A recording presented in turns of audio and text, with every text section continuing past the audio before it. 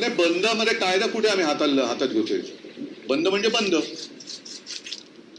आणि कायदा जर का आमचं रक्षण करत नसेल, जे आता दिसलं पोलिसांची सुद्धा ते आहे ना, कुठे गेले तो लोकसत्ता, उच्च न्यायालयाने ताशेरे मारलेले आहेत. म्हणजे कायद्याने रक्षण केलं पाहिजे. तर कायद्या ज्यांच्या हातात आहे ते जर रक्षण करत नसतील तर त्यांना त्यांची जाणीव करून देण्याची आवश्यकता आहे. नाही, बघा, हिंसा होऊ नये माझी इच्छा आहे. आणि पोलीस महासंचालिका महाराष्ट्राच्या इतिहासात कदाचित पहिल्यांदा महासंचालकपदी महिला बसलेल्या, त्या सुद्धा त्यांना आता संधी आहे की महाराष्ट्राची ती लाडकी बहीण होऊ शकतात. महाराष्ट्राची लाडकी बहीण जर त्यांना व्हायचं असेल तर उद्या त्यांनी संपूर्ण राज्यातल्या पोलिसांना आदेश दिले पाहिजेत की तुम्ही या बंदच्या मध्ये येऊ नका. बाकी मुख्यमंत्री उद्या पुन्हा राखी बंधनाच्या कार्यक्रमाला जाऊ शकतात, कारण त्यांच्या मते बहिणी या फक्त मतं देण्यासाठी आहेत.